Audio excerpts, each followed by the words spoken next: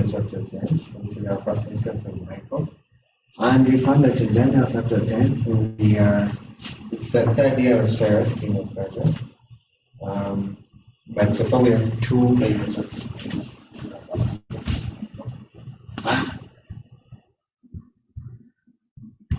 So far we have two different ideas.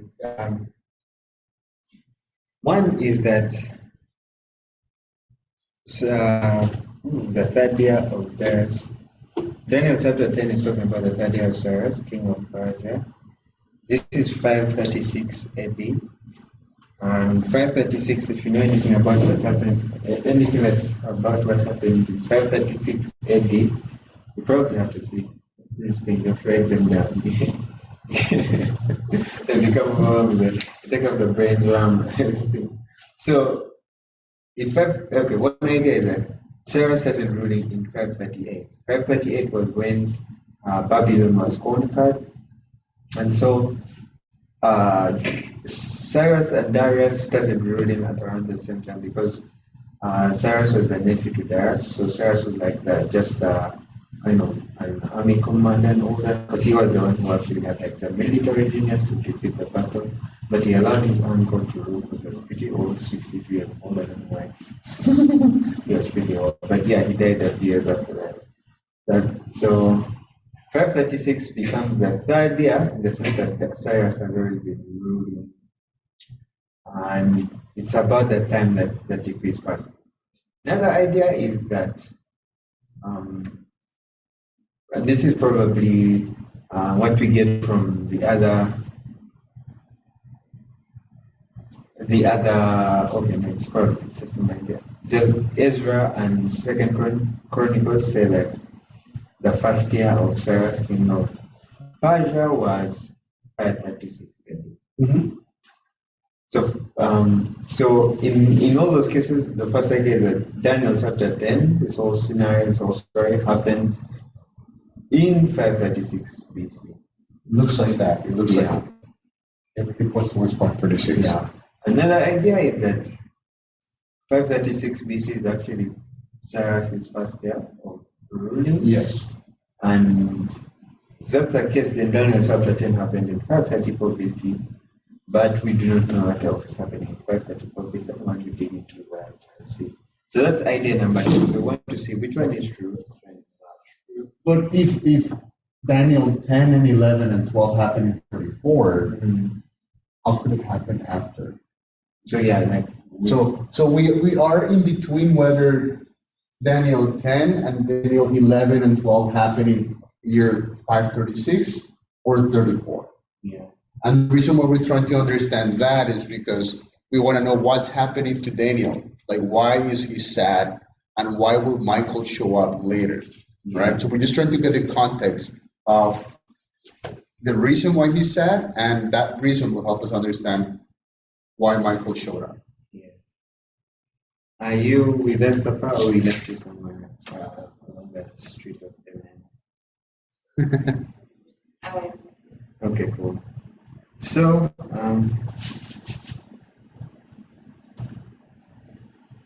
the question is, why is Daniel praying? Because we read in Daniel 10 verse 1 to 3 that, I'm reading from verse 2. In those days Daniel was mourning, and I had no pleasant bread, neither came flesh nor wine in my mouth, neither did I anoint myself at all, till 3-4 weeks were fulfilled. Daniel chapter 12 gives us a hint of why Daniel was praying. 10 verse 12, sorry. 10 verse 12 says, Then he said unto me, Fear not, Daniel, for from the first day that thou didst set thine heart to understand and to chasten thyself before thy God, thy words were heard, and I came for thy words. Okay, stop there for a second. That meaning from that, the first day that he set his heart to understand, that's 38. Because that's when he gets the message, like, he understands the 70 years will end. Well, no? Okay, am I wrong? I'm thinking no, because we're talking about the 3 weeks that are happening in Daniel in 536 or 534. Okay. So in those 3 weeks, from the first day he set his heart to understand. Right. Oh, yes. Okay. Sorry, go on. So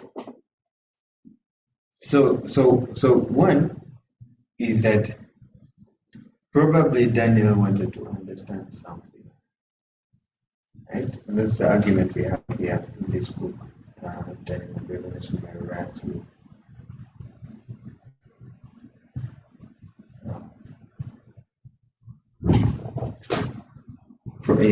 It is in verse. So there was then still something which Daniel did not understand, but in reference to which he earnestly desired light. What is it? It was undoubtedly some part of the last preceding vision, namely the vision of chapter 9. And through that of the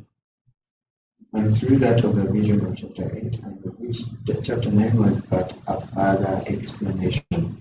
And as a result of his supplication, he now receives more minute information respecting the events included in the great outlines of the former visions. So it looks like he probably wants to understand a little bit more of Daniel chapter 9. This is the reason we have in this case. Yeah. So he's basically trying to understand what he wrote. Yeah. What happened to him back in chapter 9. That's before. That's that. Because we are basing this idea because of the fact that he told us. So the other side, there's other school of thought that since it was 536 BC, it would have been his prayer for the decree to go forth. Mm-hmm. But what is he praying for here? Oh, okay. Yeah.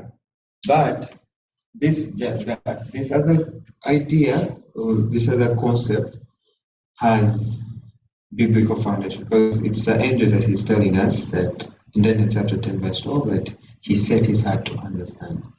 So this is kind of biblical. Right? You okay? Okay. But what I'm trying to see is, wasn't it 36? Wouldn't he be in chapter 9? He sees the vision. He knows what's going to happen. And he says, okay, if I do the math, it's going to happen 2 years from now, or it's going to happen soon. When the year comes, like, why hasn't it happened? Oh, I see. The king died. I see. Why hasn't it happened? Yeah. And am I going to live enough to see it? Yeah. Or is he going to come after me? Yeah. I want to know what's going to happen. Okay, that makes sense. That makes sense. So one is that, so in Daniel chapter 9, he honestly prays to understand.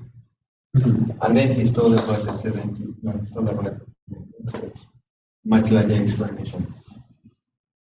So he knows now it's 2 years, right? But he was given the vision of the Messiah and all that stuff. Like it was a much deeper story, right? So 2 years later, in Daniel chapter 10 in verse 36, he's like, I think we need answers to, Right. So what I figured out about 2 years ago, Yeah. I think this is the end of the prophecy. But Yeah. So basically, I think it's okay to tie the two together. He wants to understand more of this, but he also because this was the answer to his prayer of figuring out whether the time was soon also. So he wants to have the answer to that, and also the 70 years to make sure that they are all. So he wants to understand, if there is anything that he could do, something like that. I think that's logical. So it makes, in a way, more sense for it to be on 36. Yeah. Okay. And then that actually was in agreement with Daniel 1 that says that he went all the way until the first year. Yeah. It sounds like it was written after he died. Awesome. Yeah, that's right. Okay. Because probably could have written that earlier, because he knew more, having been in the kingdom. He probably knew that it was like the third year or something. Right. Yeah.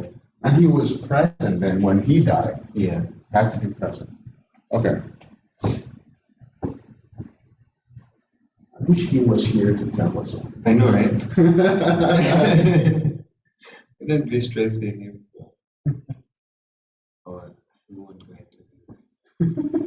But again, when I was trying to, one of these verses talks about Moses and how Michael came to resurrect Moses. That's what my preconceived notions tell me.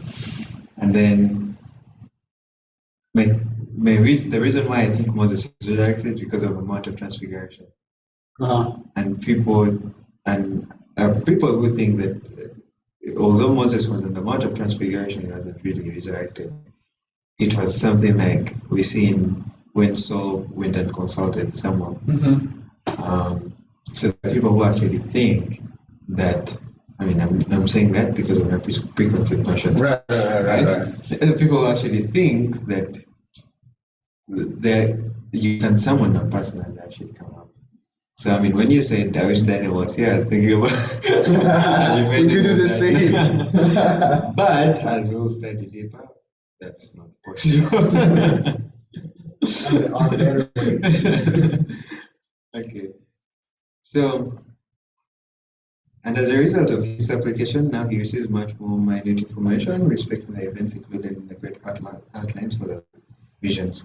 The mourning of the prophet is supposed to have been accompanied with fasting, not an absolute absence from food, but the use of only the plainest and most simple articles of diet. He had no leavened bread, no delicacies or dainties. He used no flesh, no wine, and he did not anoint his head, which was with the Jews an outward sign of fasting. How long he would have continued this fast? So it was just basically he was praying. Okay, so we go through the rest of the chapter. I think we are somewhere. Daniel 10 verse 4.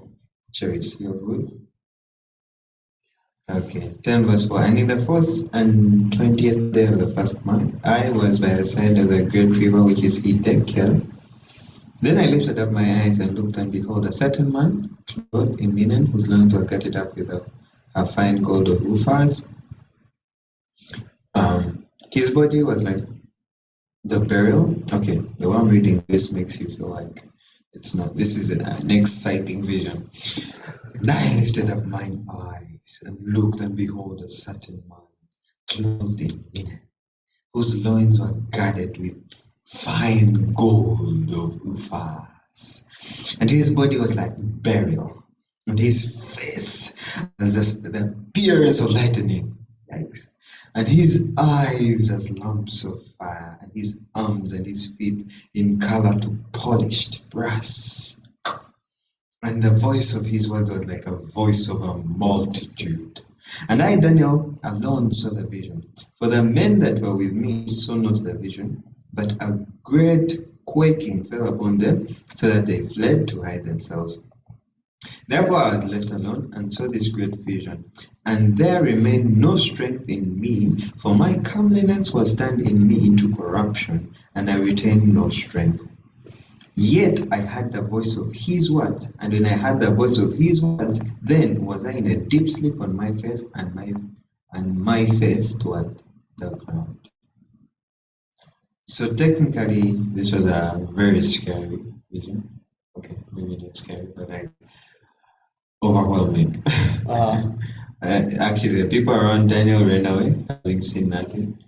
And then Daniel himself falls down. He doesn't have any energy. He just loses it all. And behold, a hand touched me, which set me upon my knees. I'm on verse 10. Which set me upon my knees and upon my palms. So hand touches him, gets up on his knees and on his palms. Like he was down face. He wasn't doing push-ups. So. And he said that to me, "Oh Daniel, a man greatly beloved, understand the words that I speak unto thee, and stand upright, for unto thee am I now sent." So, first thing Daniel sees is whoever that guy who looks like.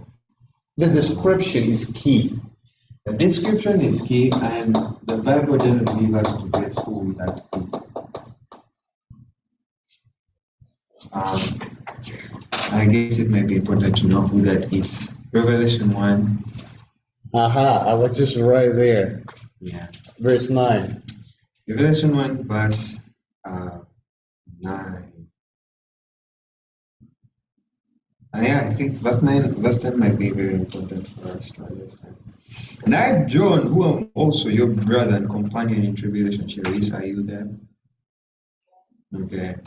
And in the kingdom and patience of Jesus Christ was in the isle that is called Patmos, for the word of God and for the testimony of Jesus Christ. Okay, that's interesting that he was in companion in tribulation. Okay, I know that. That's interesting information. Listen to this verse carefully. It might be very important if we're able to, if I even able to finish this study. I was in the spirit on the Lord's day and heard behind me a great voice as of a trumpet. As of a trumpet. Okay, that's one. Go on. Saying, I am Alpha and Omega. I'm sorry, I said that very wrong.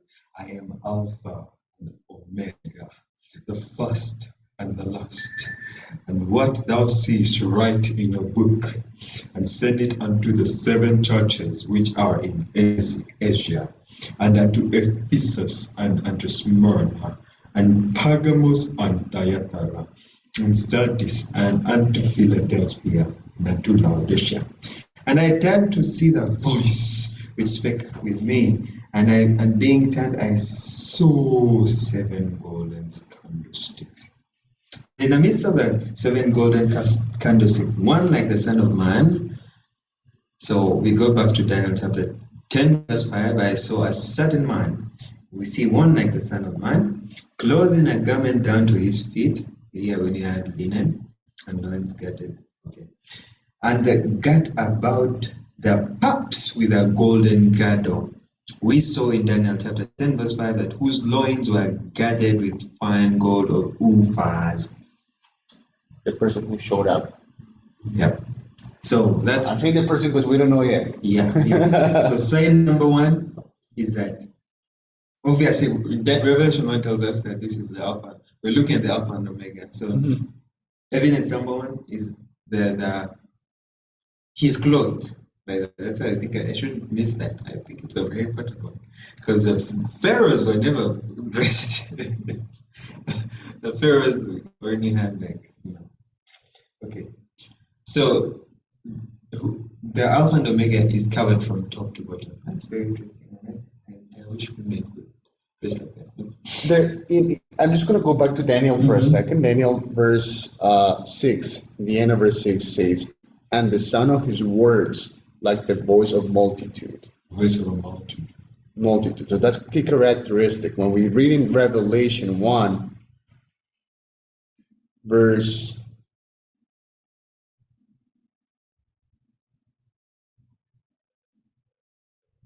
10, I was in the spirit on the Lord's day, and I heard behind me a loud voice as of a trumpet. You need to understand that a trumpet is not quiet. It's just not quiet. It's a loud voice. It's loud, right? Yeah. And a person talking, I could be loud. And here it says in verse 10 of Daniel, chapter 10 of Daniel, a voice of multitude. Multitude meaning like a loud noise, right? Like it's out loud. It's not quiet. It's not a conversation with someone. It's many people talking. So. Okay. And okay, so reading the characteristics. And his head and his hair were white, like wool. We have nothing about here. Only at the side of Daniel chapter 10. We are good to go. And his eyes were a flame of fire. Let's see what we have in Daniel. Yes, here eyes are a flame of fire. Here the eyes are as lamps of fire. Oh boy. How do those eyes look like? Okay, let's go. And his feet, okay. His feet like unto fine brass. Here we had his arms and his feet like the color of polished brass. Clearly, it might be the same person. as they burned in the furnace. I'm back in Revelation 1 verse 15. And his voice as the sound of many waters. Multitude kind of Loud. loud. Again, loud. Mhm. And he had in his right hand 7 stars, and out of his mouth came a sharp two-edged sword, and his countenance was as the sun shineth in his strength. Here we had his face as the appearance of lightning. Lightning. Do you read Daniel? I'm reading Daniel. Daniel says his face has the appearance of lightning. Revelation 1 says his countenance, which should be his face, is as the sun shineth in his strength. So it's very bright. It's light. I know lightning is really bright because like it can be dark, deep dark, very dark in the night, and out of the blue you can see everything, and out of the blue you cannot see anything. So it's not around. You already went over his eyes, right? His Yeah. eyes were of fire, and the other one like a torch. Right, yeah. Yeah, I perfect. want to see those eyes. Okay, so it's clear that Daniel sees Jesus Christ, the Alpha and the Omega, no doubt, right? There's For no sure. debate about that. It's not conjecture. So he falls down, and then he literally finds him. He actually just, I think just finds himself face down on the ground, bowing down before his being, completely, in awe and subjected to him, no strength at all. And then an angel is sent to him, and the angel touches him, and he gets up on his knees and on his hands, and then the angel tells him to stand up. I have come to explain unto you something, right? Is it the same individual? So let's see. Because Yeah, it's a he bit saw the vision of a man who worked with meat. Mhm. With their frost. It's a vision, strength. The man, yeah, the son of his words. And when I heard the sons of his words, I was in deep. So yeah, it's the same guy. It's the same guy that he saw, that he describes. Yet I heard the sound of his words. And while I heard the sound of his words, I was in a deep sleep on my face, with my face to the ground. He describes it, what it looks like, but he has no strength to get up. But then he hears the voice of the man that he just described. Oh boy, that loud trumpet was. And behold, the hand touched me, back to 10 verse 10. Sure is your good. 10 verse 10. Hand touched me, which set me upon my knees and upon the palm of my hands, and he said unto me, O Daniel, a man greatly beloved, understand the words that I speak unto thee, and stand upright, for unto thee am I now sent. And when there's something about this person who's saying stand upright, because in both cases, even in Revelation 1, when I saw him, John says, when I saw him, I fell at his feet as dead. But that's one thing I usually think about. The way we think about Jesus, The reaction. Yes, sir, go on. right? Yeah, like we sometimes, I don't know. He humbles himself to a very low level, but really he's not. He's not the type of person who just He throw out humbles like us that. with his presence. Like it's not that. It's not.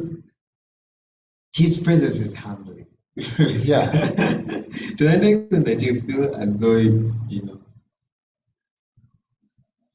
It's like, you feel as though I fell at his feet as dead. And it's the same thing that happened to Daniel. He literally said, no strength. No remaining." energy at all. I just found myself at his feet, face down to the ground. Couldn't do anything. when experiencing his presence. Experiencing just his presence. Okay. Everyone That's key. Everyone around just ran away. Couldn't stop. Sidetracking a little bit. What was Mary's response when she presents the angel? Mary, mother of Jesus. When she saw the angel? Yeah, Look at that. it's an angel, right? It's an angel. Let's see. Let's look. She does not respond the same way. She's Yeah. not like, and Mary couldn't. Breathe. Yeah. Wait, does this actually say he couldn't breathe? No, she didn't say that. No strength. Oh, I was just looking at my comments was turning me to corruption. I retain no strength. Okay. Yeah. Let's see if Mary said anything. Mary said that.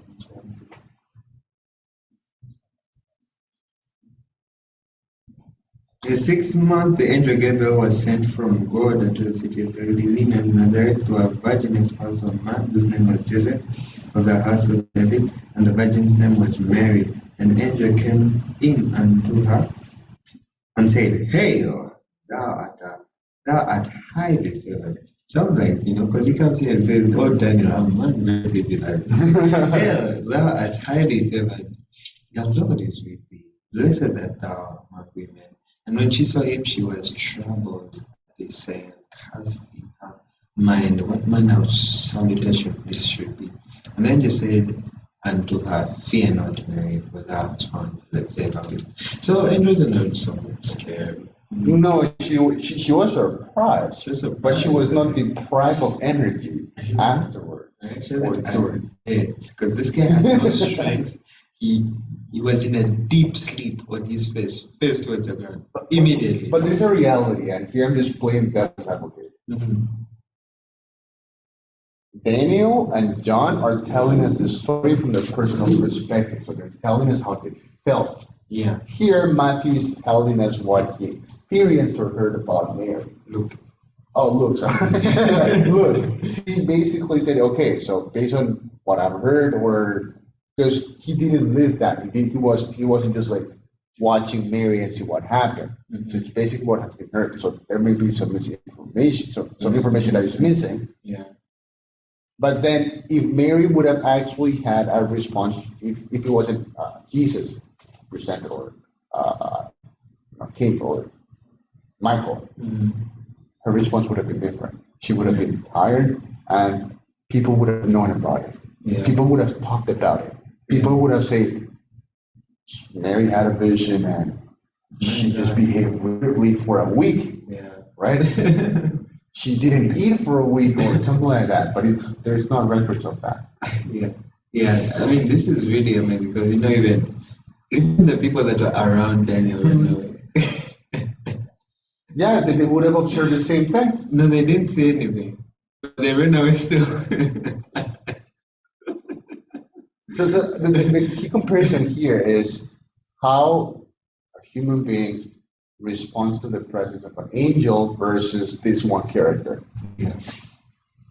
So, and then obviously the other interesting thing is how Luke and Daniel kind of relate when they say, the way the angel comes, they say, Oh, Daniel, a man greatly beloved. They say, Hail, Mary. Highly favored. So it's more gentle. It's more like, although it's a loud voice, it's caring. Yeah. Okay. So, Cherise, a woman greatly beloved. Understand the words that I speak unto the Daniel 10 verse 11 and stand upright. So the angel actually tells him to stand upright. Uh-huh. And he says, For unto thee am I now sent. And when he had spoken this word unto me, I stood trembling. Mm. So he was still he gathers up some energy, he stands up. But this being that is speaking here is sent. Then said he unto me, Fear not, Daniel, for from the first day that thou, again, fear not is always what the angel said. Fear not. From the first day that thou didst set thy heart to understand, and to chasten thyself before thy God, thy words were heard, and I am come for thy words. So in other words, his words were heard. He set his heart to understand. And his words were heard. His words are heard, and then he will come because of the words. Listen what he says. But the prince of the kingdom of Persia withstood me 120 days. But lo, Michael, one of the chief princes, came to help me, and I remained there with the kings of Persia. So that's two different characters. Interesting. That's two different characters, right? Michael? Yeah. And this one character, they're not the same. Whoever is speaking. Whoever is speaking is not Michael. Yeah. Yeah. Okay.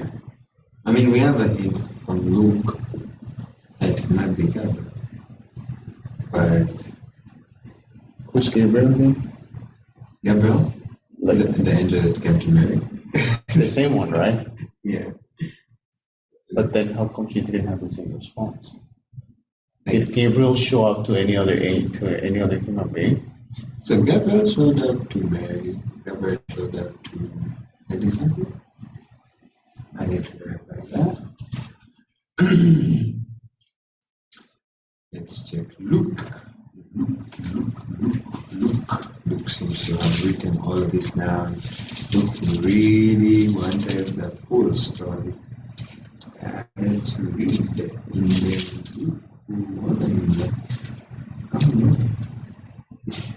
I'm actually wrong. Or just an angel?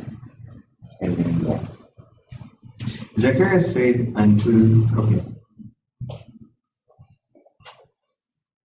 okay, the nice ministry. And there appeared unto him an angel that was standing on the right side of the altar. Luke 1 verse 11. And Zacharias saw him, he was troubled, and fear fell upon him. But the angel said unto him, Fear not, Zacharias, for thy prayer is heard. Again, sounds like Daniel. For thy prayer is heard, and thy wife Elizabeth shall bear thee a son, and thou shalt call his name John. And thou shalt have joy and gladness, and many shall rejoice at his birth, for he shall be great in the sight of the Lord, and shall drink neither wine nor strong drink, and he shall be filled with the Holy Ghost, even from his mother's womb. And many of the children of Israel shall he turn to the Lord their God, and he shall go before him in all that. And Zacharias said unto the angel, so basically, whereby shall I know this? For I am old, and my wife is well stricken in years. And the angel answering said unto him, I am Gabriel, that stand in the presence of God, and am sent to speak unto thee, and to show thee these glad tidings. Behold, thou shalt be dumb, and shall not able to speak, until the day these things shall be fulfilled, because thou believest not my words. Which he was doubtful. So he was impaired for a while, not because the presence of the angel, but because he wasn't. Yeah. So the description, what you're telling me about Gabriel here, doesn't really match the description of the character described in Daniel and Revelation. No. Yeah, it's not as sobering. Energy draining. Yeah. And obviously, even Daniel is told to stand up and to be in his presence. And he was trembling. He was trembling, but he stood up. It's not like the other case where he just found himself down. So okay. So now, but what the other things we get from 12 verse 12 and 13. One is that Daniel really wanted to understand. Okay, but whatever he wanted to understand was answered, right? Because he said, "Thy words were heard, and I am come for thy words." But when he was coming for the words of Daniel, Gabriel was coming for the words of Daniel. Something happened. Okay, Gabriel was coming for the words of Daniel. Yeah. Because he says, "Fear not, Daniel, for from the first day that thou didst set thine heart to understand and to chasten thyself." Okay, let me go back to verse 11. O Daniel, man God to be beloved, understand the words that I speak unto you, and stand upright, for unto thee am I now sent. And when he had spoken this word unto me, I stood trembling. So he has a message for Daniel. That's a person. The character. Yes. No Gabriel. We don't know if it's Gabriel. We don't know if it's Gabriel. Yeah. He has a message for Daniel. Yes. As a person. And he starts by saying, "Fear not, Daniel, for from the first day that thou didst set thine heart to understand." So now we're starting to look into what exactly was going through Daniel's life. He has set his heart to understand. He was like, I need to understand. Determination. Yeah, that determination. I'm not going to eat.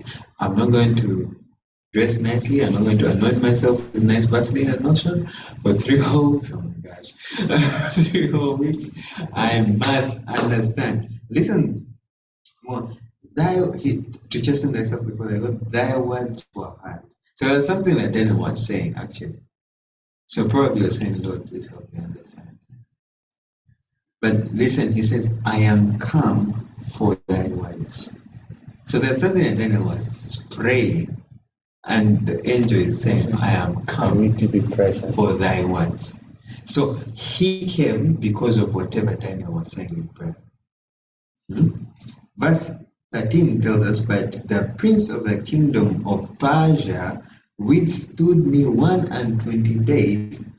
But lo, Michael, one of the chief princes, came to help me, and I remained there with the kings of Persia.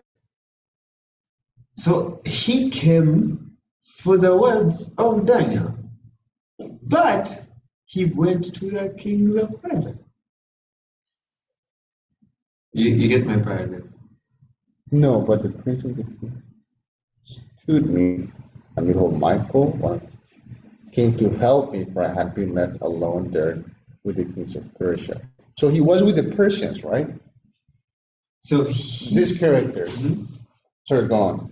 So here's my one idea, right? Is that this character comes to Daniel, right? But It was battling with the Persians. originally, like the moment Daniel started to pray, right? Because he says, for from the first day that thou did set thine heart to understand and to chasten thyself, thy words were heard.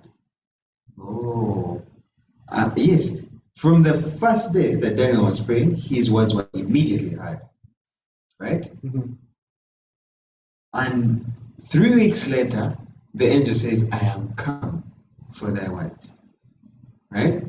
He says, but I had a problem, right? For the prince of the kingdom of Persia withstood me 120 days. So for these days that you've been praying, the prince of the kingdom of Persia withstood me. And even before that, even before you started praying, I was just dealing with this king of Persia, and I heard your voice. Because to me, it sounds like, hey, I'm dealing with this king of Persia, and I've been dealing with this guy for many years now. And then while dealing, I hear Daniel's voice, and I heard it, and I want to come help you, but I have to keep on dealing with this guy. Oh, yeah. Just because it says, and which stood me for 21 days. Are they prophetic? No. Literal. These are literal because we've had them from the past. It's not in vision. It's not told us. That's 3 weeks. Yeah, so it's literal. Never mind. Forget what I said. I was thinking of this as like, yeah, I was like, but that's like the Babylonian time. Oh, yeah. So, Nebuchadnezzar probably, all the way back there. And Persia, remember we're in like 536? And Persia is probably in its start of last year, depending on how you start counting. So these are literal days. Got it. Okay, so in other words, Daniel starts praying.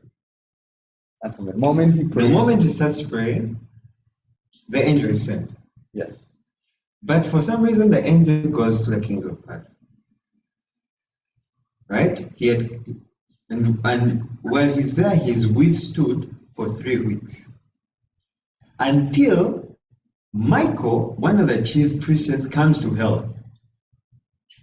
And when Michael comes to help, then this angel is able to go to Daniel and be like, hey, man, I am come now to help you to understand. Listen to what I have to say. It's been 3 whole weeks, man.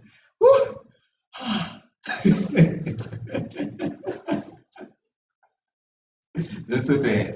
Yeah. And I'm understanding exactly the same thing. Mm-hmm.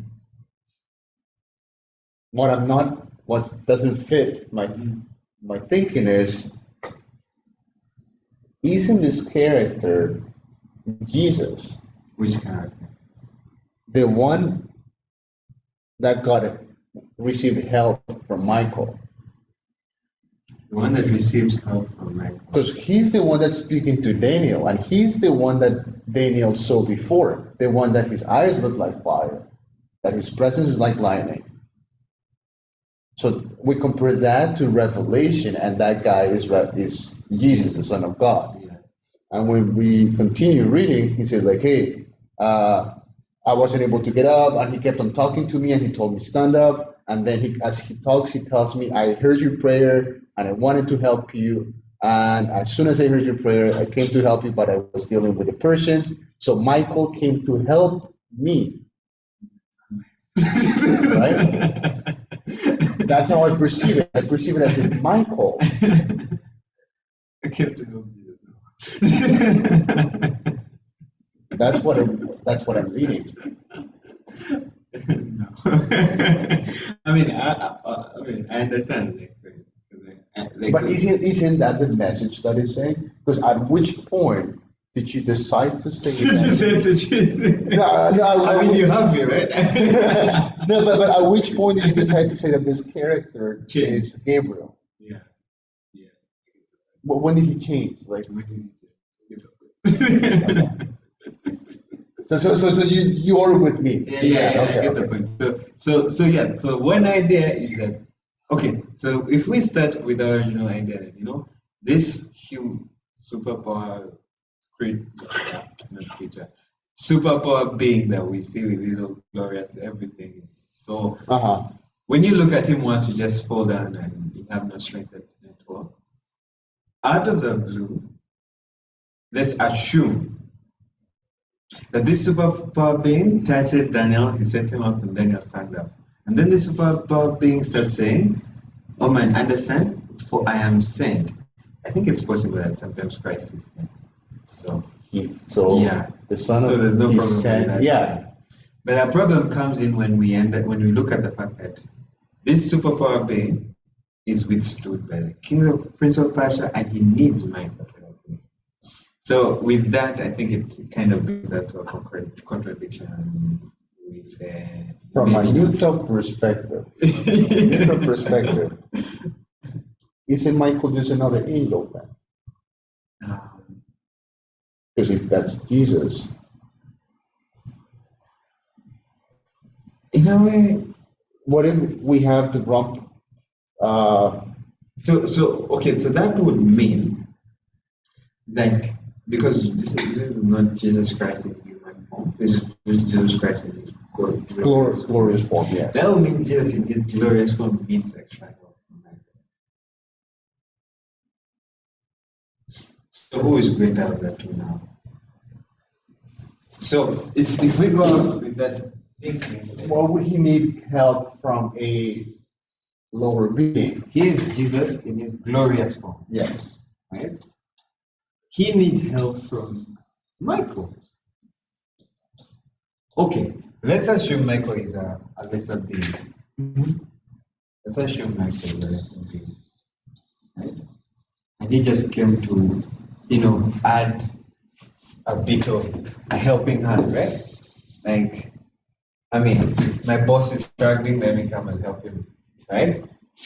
But it's possible. But we have the Prince of the Kingdom of Persia. How is he stronger than this? That's the biggest problem. The Prince of the Kingdom of Persia. Let's imagine this is a human being. And this is Cyrus. Cyrus is stronger than that glorious being who you just look at once and then you just fall down. No. But then, okay, go on. So there must be at least one. If it's a human being, it cannot be possible, because the moment you look at this being, you just fall down. You lose. That's what we understand from Daniel 10 and Revelation 1. You just fall down. So there's no way the Prince of the Kingdom of Persia is a human being. Secondly,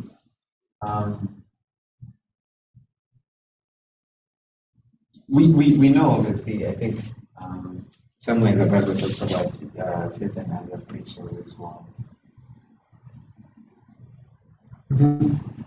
So there is an option that this is Satan. Yes. But even when it's still Satan, is he stronger than this glorious being? So whatever is happening, whoever this person is that touches Daniel, it just is not good. It's some other angel. So let's go back to this. Let's assume it's some other angel. Right? This angel is battling with either, okay, obviously the angel should be stronger than Sarah, so Sarah should be the one restricting him. Because the angel, you remember we had the instance of one angel who destroyed the whole army of Sennacherib and all that. So angels do really have some power. Yes. No, we can. So it still can't, the prince of the kingdom of Paris still can't be a human being because of that. So it's possible that a normal angel is restricted by Satan. It's possible. So if Satan is withholding a normal angel, then there has to come one of the chief princes to help the angel. But this one must not be One of the chief princes. One of the chief princes. So we could make an assumption There are more. that there are so many chief princes. I don't know how many, but it can't be more than any. More than one. Yeah. But like, there's this idea of chief princes. And Michael is one of them. And he, because if he's weaker than this angel, then I don't think he'll be able to defeat this man. Right? No. Yeah, again. It's awesome.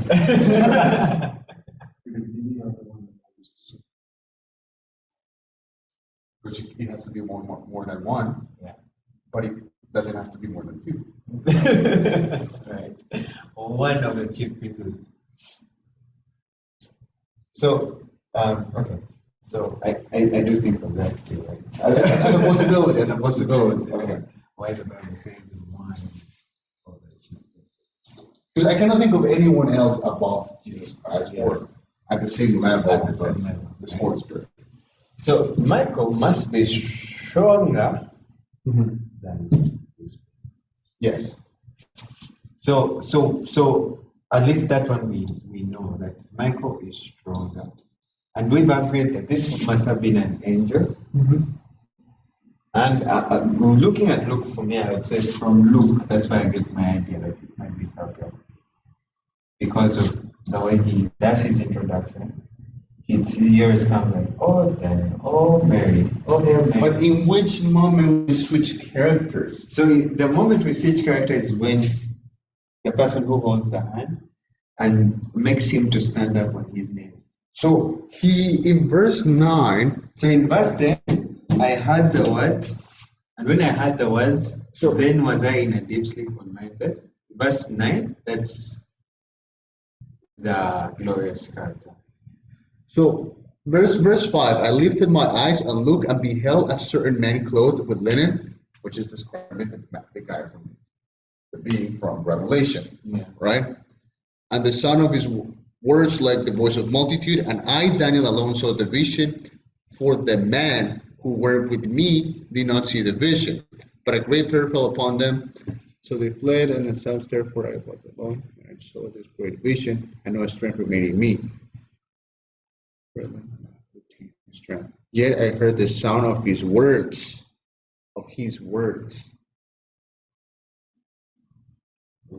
Yeah, the words were enough to put in that. But that's the thing. Yet I heard the sound of his words, and while I heard the sound of his words, I was in deep sleep on my face. Suddenly a hand touched me, which made me tremble on my knees, and he said to me, suddenly, that's where the change happens. That's where the change could actually happen. Suddenly a hand touched me. We would have said his hand touched me. And with that hand, with like shining beryl, with that hand touches me, man. Oh no! If Jesus said touches, you're done. Remember a continent as bright as the sun? Will burn. Yeah, like lightning. It's Got it. however much you get close to lightning. So, and that's why it's not in capital letters here either. So, suddenly a hand touched me. A hand. And the fact that you were able to stand up and even stand trembling in that in the presence of that, it's clearly not the other glorious being. The other glorious being, you just can't live in his presence. You know what I'm picturing? Daniel prays, he falls down, and he sees the vision, and he sees Jesus, Michael. And he falls down. And he hears the voice of Jesus. Yeah. And then out of the sudden, he's a hand. And the hand tells him, I heard your prayer from the beginning, and I was dealing with the king of Persia, but hey, Michael came to help me. You saw him. So that's an idea. You saw him, and he came to help you. That's why I was able to come over here. I can actually hear him. An idea. Okay.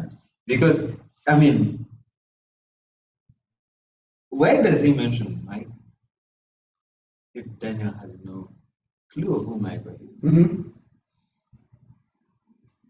Right, in the first place, like, hey, I came here and I saw a man called, I don't know who, someone out of the blue, right? And then, like, why am I in the conversation telling someone that you someone random without context, right? Yeah. So this guy called Bade, and me and Bade, and like, who's Bade? So that's one idea. It's because you're going with that name to a specific point later on. That's why you bring up that name. I mean, right now, if I talk about Darius, if I talk about Cyrus, you understand that I'm probably talking. But then if I talk about something like Manasseh, like what I'm expecting to hear from you after you say Manasseh is like, okay, at some point you need to tell me who that is. Yeah, you need to tell me who that is. Yeah, because give me context. Give me context. Okay.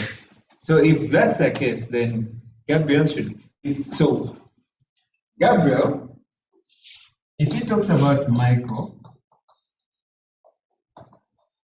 one, we're assuming Daniel is blank. If that's the case, then Gabriel should explain. I want to say that he actually explains. Gabriel explains. By saying that he is one of the chief princes. He explains it. He explains it. He doesn't give details, but he doesn't give details. He just says. He just doesn't say Michael. He gives context. And who's one chief?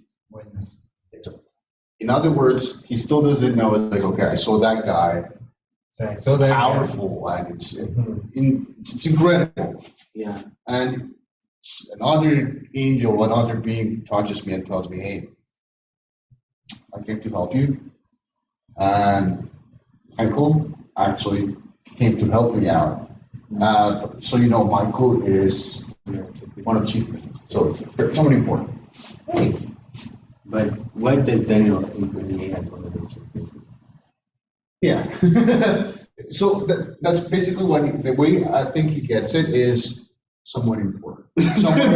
Someone greater than the one that's approaching him. Because who's approaching him is a messenger. Okay. Right? Yeah. It's a messenger. It's like someone sending someone greater.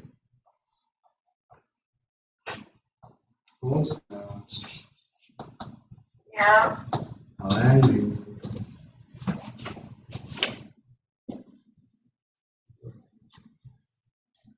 We lost you. No. No. Okay. Well, in context, yeah.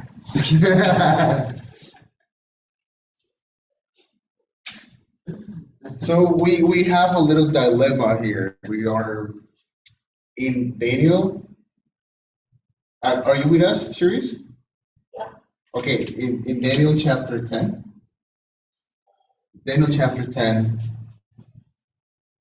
Daniel is praying, and then he sees a man, a powerful being, and he just falls down on the ground, right? He falls down on the ground and he's facing down, and suddenly another hand touches him.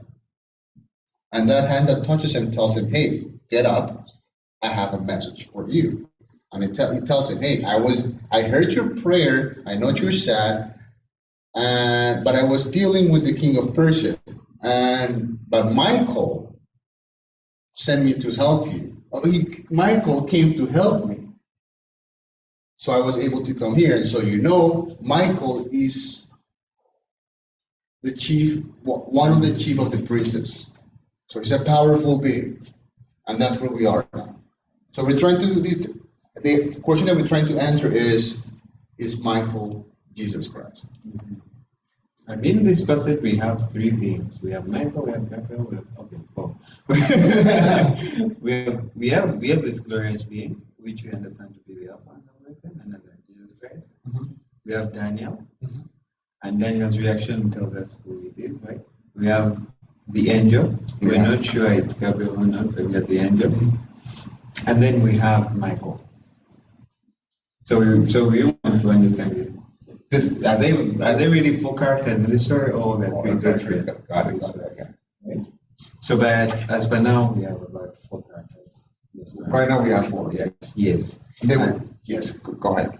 And so in Daniel chapter 10, verse 13, Gabriel says, you prayed, immediately you started praying, I got this revelation, and 21 days I was restricted by king of prince of Persia, which we understand to be Satan, because an angel cannot be restricted by a human being, right?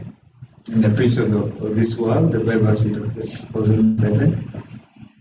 And so the only person who could help was Michael. Actually, there are only two angels involved in this. Right? So weird. In this scenario, there is the angel that approaches him, Mm-hmm. and Michael. No? Okay, the three. Okay, I thought there would be like so many angels, right? Which verse are you in now? Verse 13. He just simply says, the prince of the kingdom of Persia withstood me 120 days. So in other words, Gabriel was facing one-on-one with one angel. With the prince of the Persians. Yeah, and the then kingdom. Michael came and helped him. Yes. And I remained there with the kings of Persia. For some reason it is S. Okay, I don't know why it is S, but he remained there with the kings of Persia, with the kings of Persia. Now, verse 14, now I am come to make thee understand what shall befall thy people in the latter days, for yet the vision is for many days. For I had been left alone. I I had been left alone. They've left me alone here. He was with more angels there, probably. had been left alone. It's not like I was sent by myself. I was left alone. So if I leave right now, Gideon, I've left you alone. So he was probably dealing with some other angels. Okay, that really doesn't matter now. but yeah. Okay. Okay, let me see what another version says. Let's see. Daniel verse 13. Because I was detained there with the king. Oh, okay. So other versions say they use the word because. So Lord Michael, one of the chief princes, came to help me because I remained there with the prince of Persia. It's like he was kind of captured, and Yes. he couldn't leave until Michael came to help him, which kind of makes sense, yeah. And then, because it makes sense, because verse 14 says, "Now I am come to make thee understand what shall befall thy people in the latter days." So whatever Daniel was praying for, the angel had to first go to the king of Persia, right? But he went there and he faced challenges, and then after he got deliverance by the coming of Michael, then he came immediately to make Daniel understand what shall befall the people in the latter days.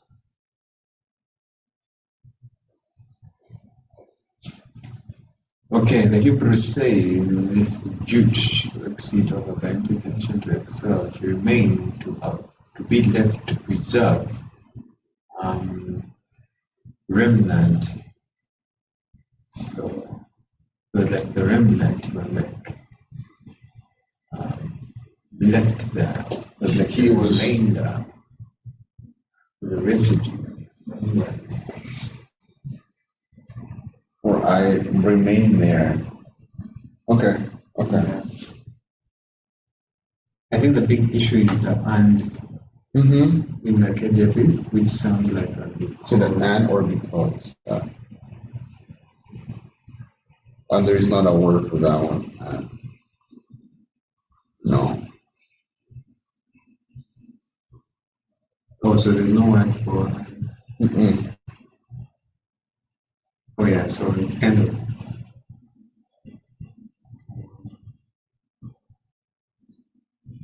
Oh yeah, so if that's the case, then I think because it's not too far from understanding it. Because he says, if I read it like, but the prince of the kingdom of Persia withstood me 120 days, but lo, Michael, one of the chief princes, came to help me, because I remained there with the kings of Persia. Now I have come to make the understand. And I was left. Yeah. Because, yeah, okay. So it's like I was detained there, and when Michael came to help me, now I'm able to come and just make the understand the vision. Yeah. Yeah. I still don't get it, like why he was alone there. Why Or if doesn't- he was with more Angels? angels there before. I think it's irrelevant for what we're trying to understand No, here. actually, I think that's a very, very interesting question. Because even like going back to the other instances, I know we haven't proven that this is Gabriel or not, but the other instances we have Gabriel coming to Zacharias, we have Gabriel coming to Mary, right? Gabriel is actually the only other mentioned angel in the Bible. Yeah. I know some people say Raphael, but I think Raphael is more like Where's that? apocrypha. Yeah, where did that come from? I think Okay, another, okay. there's an interesting verse. I don't know if I should bring it up now or not, but Daniel 10 verse 21. It says, but I will show thee what is written, which is that which is noted in the scripture of truth. There is none that holdeth with me in these things, but Michael reference. No one upholds me against these. So no one is superior than me except Michael. Is that what he's saying? Oh, okay. I'm like just reading that verse from the first time, that version for my first time. What does it say? Verse, 21. I'm going to read from verse 20. Then he said, do you know why I have come to you? And now I must return to fight with the prince of Persia. And when I have gone forth, indeed the prince of Greece will come. But I will tell you what is noted in the scripture of truth. No one upholds me against these except Michael, your prince. No. Holds me. What are these? That's so complicated. Yeah. What does that say? This one says, but I'll show you that which is not in the scripture of truth. There is none that holdeth with me in these things, but my It's the same. I mean, like this one says, there's no one that I work with in these things, but Michael. Like I work with no one else, but with Michael. Upholds me to uphold against. Uphold against. Maybe NIV. But first I will tell you that which is written in the book of truth. No one supports me against them except Michael. Yes, and that's exactly the definition. To support or defend. There is no one who can help me. Except Michael. So we had one. So he was by himself. He was never with other angels before Yeah. that. Yeah. Probably it's a serious matter. And like only Angel Gabriel. Yeah, it's like if anyone else comes, you're gonna die. I'm the only one who can actually face it. Like you will actually delay me, because I will have to protect you. You know, and like you're gonna distract me. So, so that's how I see it. That's how I see it. Yeah. So I think it's like special operation. Gabriel. The only one, absolutely. So I was left alone. Mhm. So for 3 whole weeks he was left alone. I was left. Does that mean that Michael was with him, and he was left alone, and then Michael returned? So in other words, like for a moment Michael wasn't there. Because Gabriel, now we could call him Gabriel, and Michael were both against the king of Persia. Now you may wonder, and I know what you're thinking now probably. Why do they need 2 angels? Like this guy's not even any close to or superior to Yeah. Jesus, right? What I'm actually thinking is that like at the start of the 3 weeks, Gabriel is in. At the start, yes. Yes. To who? To Daniel. To answer whatever Daniel was praying for. Therefore, to Daniel, to no? He's asking, he's praying, then the angel comes and tells him the answer of his prayers. I have 2 ideas. One is that he was coming to Daniel's trade, right? 2 is that he was actually, whatever Daniel was praying for was related to the king of Persia. So he first had to go to the king of Persia, deal with some stuff, and then come to Daniel. But then when he went to the king of Persia, he was withstood for 3 weeks. Until he got delivered, then he came back to Daniel. And after he came back to Daniel, after he had finished whatever he had to do with Daniel, then he went back to fight. He still had battles to do here. So that's what he says in Daniel 10, verse 20. He says, "Knowest thou wherefore I am come to thee? Now I will return to fight with the prince of Persia, and when I am gone forth, lo, the prince of Persia has not come."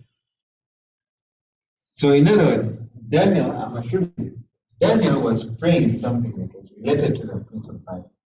And so in answer to his prayer, Gabriel listened to the prince of Persia. But he's withstood for 3 whole weeks until Michael is sent. And then, Those are the 3 weeks that he has been praying. yes. Yes. And then immediately Michael is sent, deliverance comes, and then Gabriel comes to explain, because he also had a lot of stuff to tell Daniel. And after he tells Daniel, then he goes back to it. But how come he says I was left alone? So, Is it a problem so with the he- way that we interpret it? So I'm assuming that in these 3 weeks he was alone. So okay. So I'm assuming that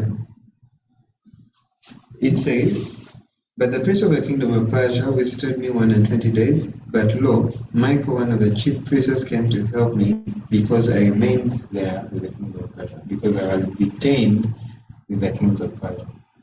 So that's what the NIV says in verse 13, which says, "But the prince of the Persian kingdom resisted me 21 days. Then Michael, one of the chief princes, came to help me, because I was detained there with the king of Persia." So in other words, Because I was detained, not because I was left alone. It's because, oh, okay, it's just a matter of the translation then. yeah, because we've seen that whole phrase is one. Yeah. So I was because I was detained, right? So in a way, I was delayed. Yes. In a way, I was delayed, and I needed help. So it's not like I was never by myself. It could also be that he was by himself. So it was never like he was with someone else or another angel. Yes, yes. He was by himself the whole time. Yes. For these 3 weeks. That was aggravating. How come God didn't make provision for why would he let it attack? No, like how come he let Daniel suffer for 3 weeks? How come he didn't send Michael with the angel immediately so Daniel could get an answer? Remember, okay, remember in the story of the video, Yeah. Hassan died. Like, Hassan fell sick, right? And then, they started the whole funeral service, and they actually went to prayer. So that's when Jesus Christ had comes and touches him. He comes at a point where there is no doubt it was a miracle. Right? There's no doubt, like it's far, the only option now is super divine intervention. Whereas if this person had fallen sick and God had healed that person right there and then, I could have been like, I don't know, well, yeah, maybe God is going to die. Maybe not that bad after all, right? so I'm assuming applying the same principle. It's correct. The effect on Daniel's life would be different. Yeah, so Okay. he starts fasting and then, 2 things. One, was testing whether Daniel was actually very ready to receive these things. So testing his determination, his faith, right? 2,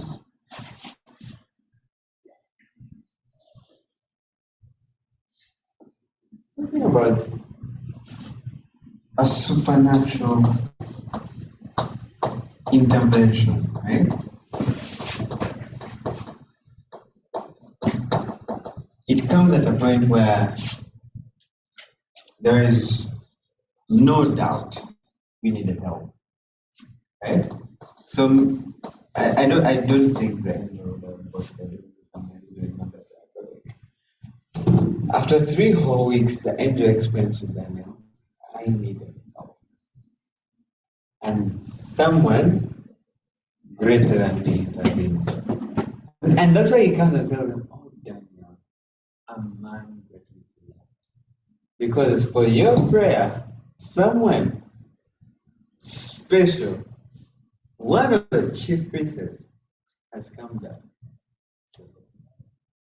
Oh boy, how do you feel after after someone tells you, you know what, Shavis? Because of your prayer, one of the chief princes in heaven has come down. Are you still there, Sharice? Yeah.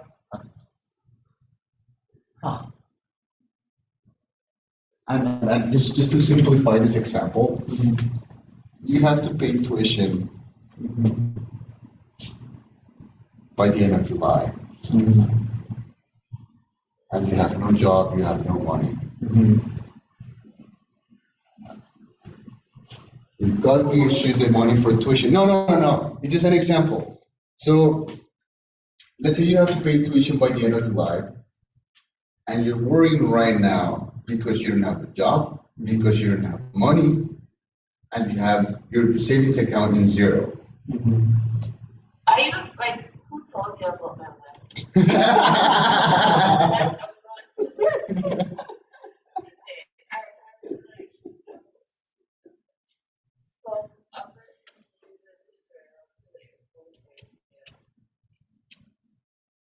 The balance of my income. I don't have to pay up to 8 months next year.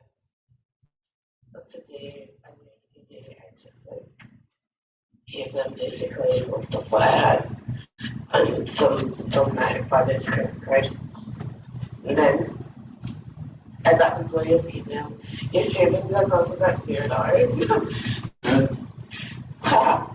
But that's just funny. Okay, you can keep going. Because I think that's actually amazing. I praise God that's happening. There's a reason. And this is exactly the same example with the widow of Nain, with Gabriel and Michael. Yeah. You have to pay tuition by the end of your life, an example, and you have $0 today.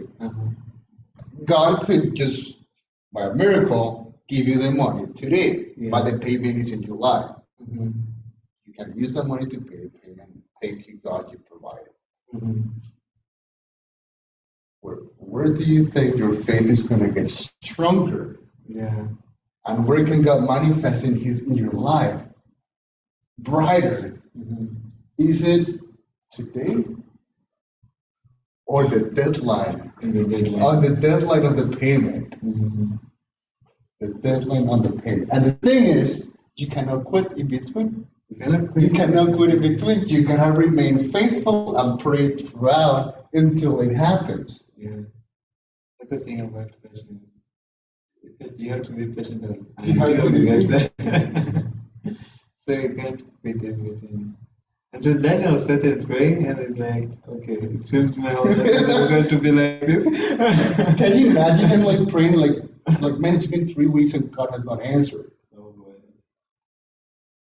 That's I don't know. you can be consistent and strong. And that's how God can manifest himself in your life a lot better. 40 days. 40 days? Remember 40 days now. Yes. 40 days. Time of trial. Time was taking right. So you know, I like what we're doing. like this. A simple question. And dissect it. I know, right? And this honestly I think that's how Bible study should. Yeah. We're just coming up with a question. We should probably continue with it tomorrow. I think it's good to end at that note, I guess. How do you pray and one of the chief princes come down? I think that's I think there's a reason why your faith. There's a reason why Gabriel says, you know, it's one thing when a person comes and says, man, you're lucky. But when an angel comes down and says, man, you're perfect. Well, you made Michael move, you know? Yeah, you made Michael move. He's one of the chief princes, man. You did. Well, you're important for that to happen. A man greatly beloved. I mean, this is the angel coming from Luke tells us, I am Gabriel that stand in the presence of God.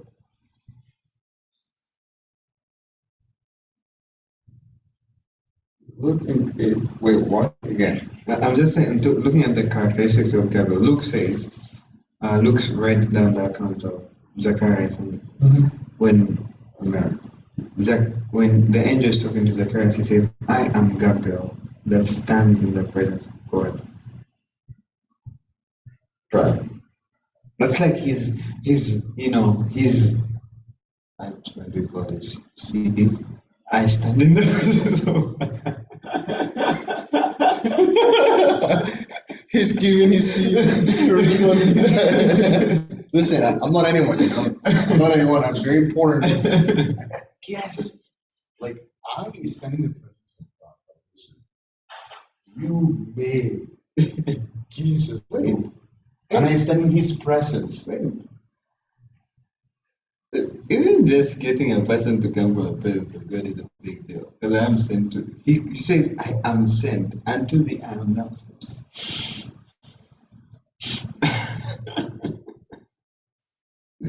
Oh, Daniel, man, good. Understand the words that I am speaking, and stand upright, for unto thee am I now sent. Why didn't Jesus show up himself and talk to him? Because he was busy dealing with them. No, actually, Jesus showed up first. It's just that for whatever reason, he just couldn't get it. He showed up first. I've remembered something. This is in addition to the discussion we had. This is addition to the revelation of Jesus Christ, which God gave unto him to show unto his servants the things which must shortly come to pass, and he sent and signified it by his angel unto his servant John. It's interesting. Jesus Christ has a revelation, he gives it to his angel, and the angel gives it to John. I'm wondering if that. And then in the revelation, he sees Jesus. He does not interact with Jesus. Yeah. He does not interact. Neither Daniel can interact with Jesus, but he sends. Literally, Michael indirectly is sending Gabriel. Yeah. It's like, I'm taking care of this, you go. And deliver the We're actually message. going to find interaction with Jesus. What's that? We're actually going to find interaction with Jesus. But I guess the angel does the introduction. Interact where? We're going to see it. We're going to find them. Okay. Yeah, but I guess the big deal that right now, the big lesson is how amazing this whole relationship with God is. This whole, this thing that we've been called into. We have a God that is so great, but He's willing to come down. We pray. We set our heart with determination to understand. Yeah.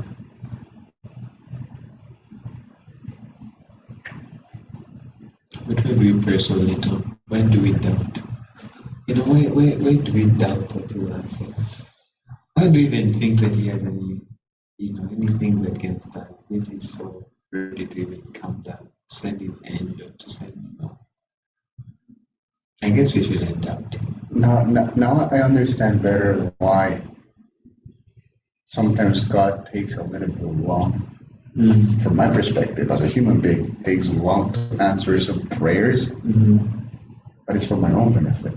Yeah. It's for my own benefit. It's because something greater is coming.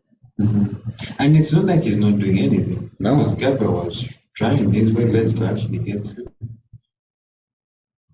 And so many times our prayers are like that. Like God is actually really trying. I mean, He sent His angel, the angel is trying to get through. But it's just that it's not working out. When we get to understand God's timing, we will be way more patient. Yeah.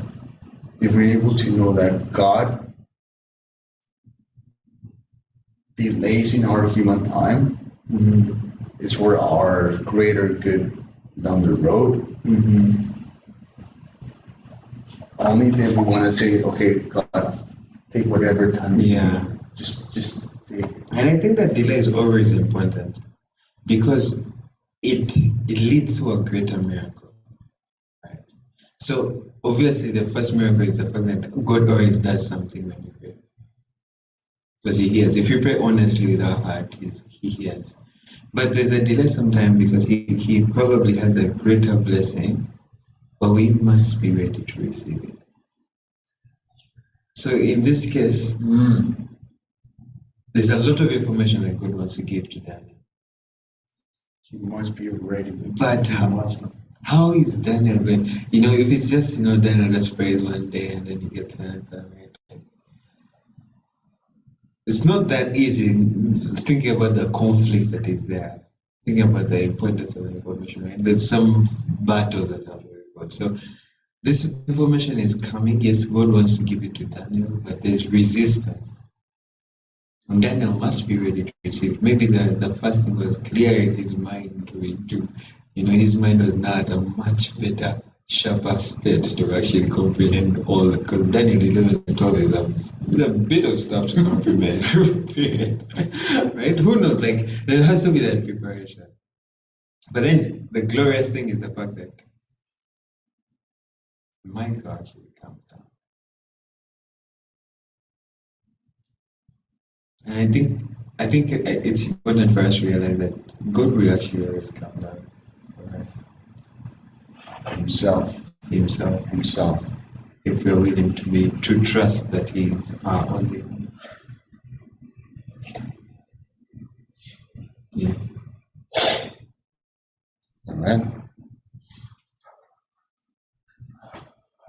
That concludes our Bible study. That concludes our. I mean then. Not even half. Well, yeah, sort of. Yeah, half. Look at Revelation 12 already. Okay. We'll continue with the rest tomorrow. Cheers. Cherise? Yeah. You want to pray for us? Sure. Sure. Hey God, thank you so much for this study tonight. I pray that these words, your words that we have read, will be planted in our hearts. May we have learned something from tonight to carry us through the week, the month, the year. Please God help us as we continue to seek to learn more about you through your word. And ask His mercies in Jesus Christ, I pray. Amen. Thank you.